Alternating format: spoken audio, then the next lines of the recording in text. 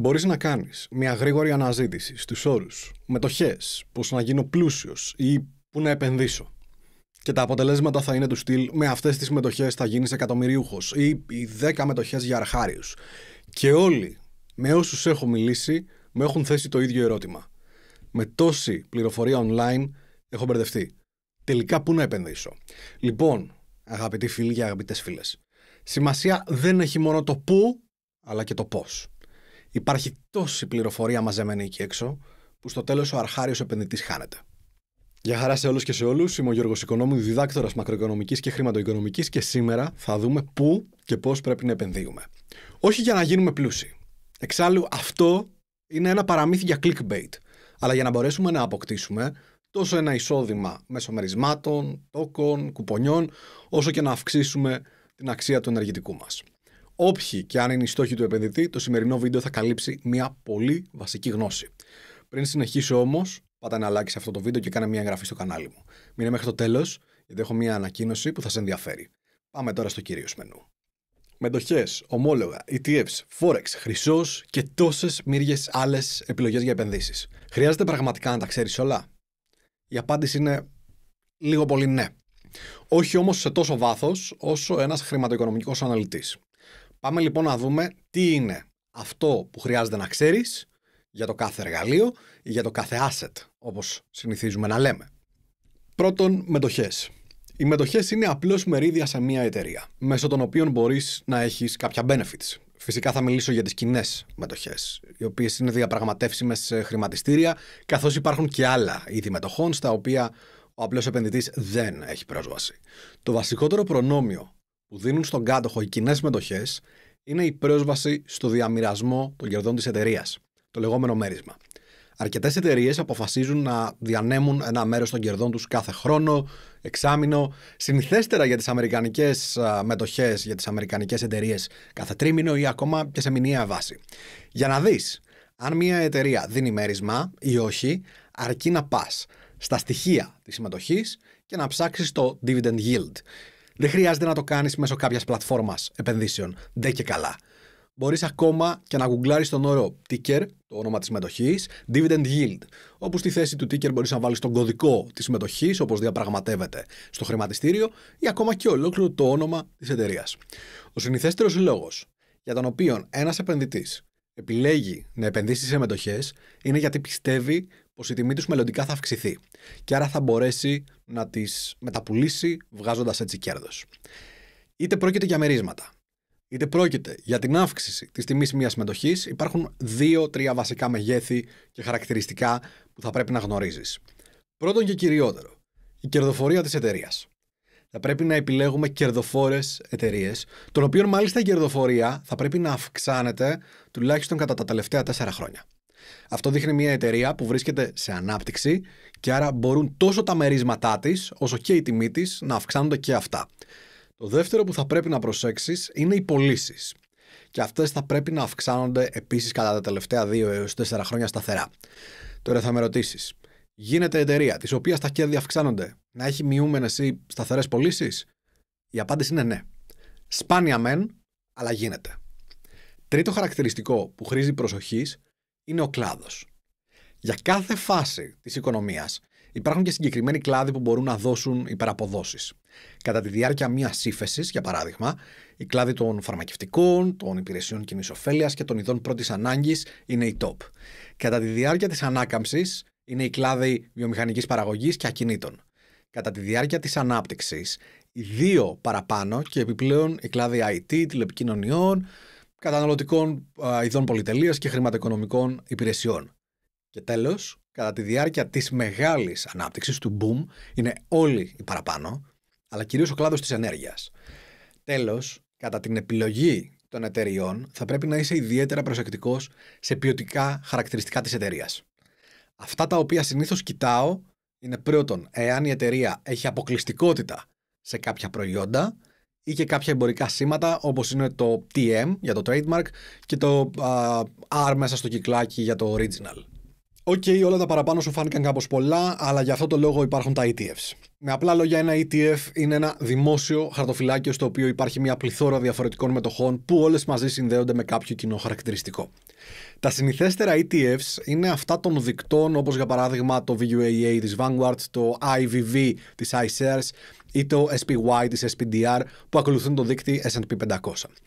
Υπάρχουν όμως μυριάδες άλλα ETFs τα οποία ακολουθούν συγκεκριμένους κλάδους, όπως για παράδειγμα της εταιρείας SPDR με το XLE να ακολουθεί τον κλάδο της ενέργειας, το XLF να ακολουθεί τον κλάδο των χρηματοοικονομικών και το XLB που ακολουθεί τον κλάδο των υλικών. Όμως υπάρχουν και ETFs τα οποία ακολουθούν εκτός από κλάδους και asset classes, όπως για παράδειγμα την τιμή του χρυσού ή των ομολόγων, την πορεία μιας ομάδας ξένων χρηματιστηρίων, όπως π.χ. των αναπτυσσόμενων χωρών ή των ανεπτυγμένων χωρών. Γενικά, με τα ETF, όρεξη να έχεις να ανακαλύπτεις. Το μεγαλύτερο πλεονέκτημα που δίνουν τα ETF στον επενδυτή είναι η ευκολία και η ταχύτητα της επένδυσης. Όμως πάντα κάτι δίνεις για να πάρεις κάτι. Έτσι, παρότι το χρηματιστήριο μπορεί να κάνει μια κούρσα 5% σε ένα μήνα, ο κάτοχος ενός μεριδίου σε ETF μπορεί να δει μια αύξηση της τάξης του 3,5 με 4%. Και αυτό γιατί τα ETF διαχειρίζονται από μια ομάδα, ένα fund, με ανθρώπους που θα πρέπει να πληρωθούν και άρα αφαιρούνται πάντα τα διαχειριστικά έξοδα. Στις πληροφορίες του ETF μπορείς να δεις σε ποια assets επενδύει το εκάστοτε, καθώς και το ποσοστό των διαχειριστικών εξόδων. Το άλλο μειονέκτημα είναι ότι χάνεις σε ευληγησία. Και εξηγώ. Μπορεί ένα ETF στον κλάδο της ενέργειας π.χ. να μην περιλαμβάνει μετοχές εταιριών τις οποίες θα ήθελες να έχεις στο χαρτοφυλάκιο σου. Ή για μένα ακόμα χειρότερα μπορεί να έχει εταιρείες τις οποίες δεν πιστεύεις καθόλου στην ανάπτυξή τους. Η μεγαλύτερη εναλλακτική που ήρθε για να ανταγωνιστεί τόσο τα ETFs όσο και γενικά τα αμοιβαία κεφάλαια είναι οι λεγόμενοι robo-advisors. Τι είναι αυτοί τώρα, θα ρωτήσεις. Λοιπόν, πες ότι έρχεσαι στο γραφείο μου για να σχεδιάσουμε ένα επενδυτικό πρόγραμμα. Μετά τον καφέ και μια γενική συζήτηση, για να σπάσει λίγο ο πάγος, θα σου κάνω κάποιες ερωτήσεις και βάσει των απαντήσεών σου θα αξιολογήσω με αυτόν τον τρόπο το επενδυτικό σου προφίλ. Οι ερωτήσεις αυτές θα έχουν να κάνουν με το πόσα χρήματα είσαι διατεθειμένος να συνεισφέρεις αρχικά και πόσα ανατακτά χρονικά διαστήματα, ποιος είναι ο λόγος που θέλεις να επενδύσεις, ποιος είναι ο χρονικός ορίζοντας της επένδυσής σου, ποιο είναι το ρίσκο που θέλεις να αναλάβεις, καθώς και κάποιες ερωτήσεις ασφαλείας που έχω αναπτύξει προκειμένου να ξέρω το πόσα σχεδόν άμεσα ρευστοποιήσιμα assets θα πρέπει να συμπεριλάβω στο χαρτοφυλάκιό σου. Κατόπιν αυτών θα σου προτείνω ορισμένες επενδυτικές επιλογές και θα τα ξαναπούμε σε περίπου 2 μέρες. Όταν και θα έχω ολοκληρώσει δηλαδή τη βασική δομή του χαρτοφυλακίου σου. Αφού το παγιώσουμε, έπειτα θα προχωρήσω στην επένδυση. Περίπου λοιπόν αυτό κάνει και ο robo-advisor. Με την εξαίρεση ότι δεν σε κερνάει καφέ, δεν σπάει τον πάγο με συζήτηση και δεν κάνει 2-3 μέρες να σου παραδώσει χαρτοφυλάκιο. Θα σε ρωτήσει περίπου τις ίδιες ερωτήσεις με εμένα, θα σχεδιάσει αυτόματα ένα χαρτοφυλάκιο. Εσύ, εάν το επιθυμείς, θα συμφωνήσεις, θα επενδύσεις το ποσό που θέλεις και έπειτα θα ξεχάσεις ακόμα και το πώς τον λένε. Το θετικό με τους robo-advisors είναι ότι οι προμήθειες τους είναι ελάχιστες σε σχέση τόσο με τα ETFs όσο και με τα κλειστά αμοιβαία κεφάλαια, όσο επίσης και με τους συμβούλους επενδύσεων. Επίσης, έχεις άμεση πρόσβαση από το κινητό ή τον υπολογιστή σου στην εικόνα της επένδυσής σου, ανά πάσα ώρα και στιγμή. Το κακό είναι ότι χάνεις τη διαπροσωπική σχέση με το σύμβουλό σου. Το δεύτερο και το μεγαλύτερο κακό όμως είναι ότι σε αρκετούς robo-advisors δεν έχεις τη δυνατότητα να τραβήξεις ένα συγκεκριμένο μέρος της επένδυσής σου σε ώρα ανάγκης. Εγώ π.χ. πάντα αφήνω έντοκα ρευστά διαθέσιμα που μπορούν να χρησιμοποιηθούν σε ώρα ανάγκης από τον πελάτη μου. Και τώρα πάμε στα δύσκολα. Χρυσός και ομόλογα. Κατά την άποψή μου και τα δύο πρέπει να είναι μέρος ενός εξαιρετικού χαρτοφυλακίου. Ο μεν χρυσός προσφέρει ασφάλεια σε περίοδους πληθωρισμού. Τα δε ομόλογα προσφέρουν ένα σχεδόν σίγουρο σταθερό εισόδημα μέσω των κουπονιών. Πάμε όμως να τα δούμε λίγο πιο αναλυτικά. Ο χρυσός έχει την τάση να ανεβαίνει σε 2 περιπτώσεις. Όταν οι κεντρικές τράπεζες, οι μεγάλοι επενδυτές ετοιμάζονται για μια κρίση ή άνοδο του πληθωρισμού, και δεύτερον όταν εντοπίζονται τρέχοντα γεωπολιτικά ζητήματα τα οποία μπορούν να αποσταθεροποιήσουν τις εφοδιαστικές αλυσίδες, το πετρέλαιο, τις αγορές ή ακόμα και ολόκληρες οικονομίες. Επίσης, σε περίοδους πτώσης των επιτοκίων, οι επενδυτές τείνουν να προτιμούν εναλλακτικές επενδύσεις μακριά από τις αγορές χρήματος. Και ο χρυσός είναι μια εξαιρετική επιλογή. Γιατί θα πρέπει να έχεις πάντα ένα ποσοστό του χαρτοφυλακίου σου σε χρυσό. Γιατί πολύ απλά, ό,τι αγόραζε ο χρυσός πριν από 100 ή 200 χρόνια, το ίδιο ακριβώς αγοράζει και τώρα. Κοινώς η αξία του δεν χάνεται λόγω του πληθωρισμού. Άσε που μπορεί να κερδίσεις και βραχυπρόθεσμα από τις διαταραχές στις αγορές. Πώς να επενδύσεις σε χρυσό? Υπάρχουν 3 τρόποι. Ο πρώτος είναι μέσω ενός ETF, αν και πιστεύω πως δεν αξίζει. Ο δεύτερος είναι να ακολουθήσεις απευθείας την τιμή του αγοράζοντας ένα CFD. Πρόσεχε όμως, γιατί τα CFDs παρέχονται συνήθως με μόχλευση. Σε αρκετές πλατφόρμες όπως στη Revolut και στην eToro μπορείς όμως να επενδύσεις χωρίς μόχλευση. Πάμε τώρα στα ομόλογα. Εδώ θα πρέπει να γίνω λίγο πιο αναλυτικός και ελπίζω να μην σε κουράσω. Ωστόσο, οι λεπτομέρειες είναι ύψης της σημασίας. Τα ομόλογα διακρίνονται σύμφωνα με την εκδούσα αρχή σε 2 κατηγορίες, κρατικά και εταιρικά. Νομίζω πως δεν υπάρχει λόγος να μπω σε λεπτομέρειες εδώ. Επίσης, διακρίνονται βάσει των πληρωμών τους σε 2 κατηγορίες. Αυτά που δίνουν κοπόνι και αυτά τα οποία δεν δίνουν, τα λεγόμενα zero coupon bonds.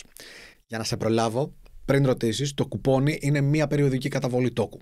Συνήθως ετήσια ή εξαμηνιαία και προκύπτει από το επιτόκιο του ομολόγου. Αν π.χ. η τιμή του ομολόγου, η ονομαστική αξία, όπως λέμε στα χρηματοοικονομικά, είναι 1.000 ευρώ και το επιτόκιο 5%, τότε κάθε χρόνο θα λαμβάνεις ένα κουπόνι των 50 ευρώ. Εάν όμως η πληρωμή είναι εξαμηνιαία, τότε κάθε εξάμηνο θα λαμβάνεις 25 ευρώ. Υπάρχουν βέβαια και άλλοι τύποι, αλλά αυτό είναι κάτι το οποίο μπορούμε να το συζητήσουμε σε ένα μελλοντικό βίντεο αποκλειστικά για τα ομόλογα. Για να αγοράσεις ένα ομόλογο, θα πρέπει να πληρώσεις την τρέχουσα τιμή του, την αγοραία αξία του, όπως λέμε. Εάν το ομόλογο δίνει κουπόνι, τότε η τιμή του θα είναι σχετικά υψηλότερη από ένα που δεν δίνει. Όταν το ομόλογο λήξει, τότε θα πληρωθείς και την ονομαστική του αξία. Τέλος, θα πρέπει να θυμάσαι πως η τιμή των ομολόγων στην αγορά και τα επιτόκια έχουν αντίστροφη σχέση. Όταν τα επιτόκια αυξάνονται, η τιμή των ομολόγων μειώνεται και όταν τα επιτόκια μειώνονται, η τιμή των ομολόγων αυξάνεται. Εγώ έχω φορτώσει το χαρτοφυλάκιό μου με ομόλογα του Αμερικανικού Δημοσίου από πέρσι το Γενάρη, προκειμένου να εκμεταλλευτώ τη μείωση των επιτοκίων της Fed. Και κάτι τελευταίο. Όπως και όλες οι επενδύσεις, έτσι και τα ομόλογα ενέχουν κινδύνους. Θυμήσου το κούρεμα των ελληνικών ομολόγων μέσα στην κρίση, το λεγόμενο PSI.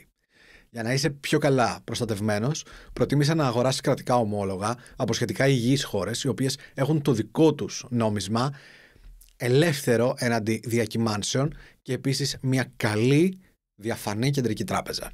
Αυτά για σήμερα και πάμε τώρα να σου πω 2 πράγματα που ίσως σε βοηθήσουν παραπάνω. Πρώτον, στις 29 Νοεμβρίου ξεκινάνε μαθήματα επενδυτικής. Έχω ήδη σχεδιάσει 4 σεμινάρια και το πρώτο θα έχει να κάνει με τη δημιουργία χαρτοφυλακίων, συμπεριλαμβανομένης της αξιολόγησης μετοχών. Τα σεμινάρια θα είναι live, μέσω Zoom και θα διαρκέσουν 4 Σαββατοκύριακα. Ενώ στην περίπτωση που χάσεις κάποιο recording, τα recording αυτά θα βρίσκονται πάντα στην πλατφόρμα. Είναι μια εξαιρετική ευκαιρία να κάνεις εγγραφή σε αυτή τη φάση, καθώς θα μπορείς να με ρωτάς live και να λύνεις τις απορίες σου, ενώ όσο το υλικό θα διανθίζεται, εσύ θα μπορείς να το παρακολουθείς χωρίς επιπλέον κόστος. Επίσης, μετά την ολοκλήρωση αυτού του κύκλου, η τιμή θα αυξηθεί. Περισσότερες πληροφορίες μπορείς να βρεις στο link της περιγραφής κάτω. Δεύτερον, μπορείς να μαθαίνεις τα σημαντικά νέα της αγοράς και πώς τα αξιολογώ ακολουθώντας το newsletter μου που θα βρεις επίσης κάτω στην περιγραφή. Η εγγραφή είναι και θα παραμείνει πάντα δωρεάν. Επίσης, για τους subscribers του newsletter θα υπάρχει και ένα δωράκι. Ένα δωρεάν session one-on-one 1 ώρας για να με ρωτήσεις ό,τι θέλεις ή ακόμα και να δημιουργήσουμε μαζί το χαρτοφυλάκιο σου. Αυτά είχα να πω. Φυσικά θα ακολουθήσουν βίντεο σχετικά με την ανάλυση όλων όσων είπα εδώ. Τα λέμε την επόμενη φορά. Μέχρι τότε να είστε όλες και όλοι καλά. Γεια χαρά.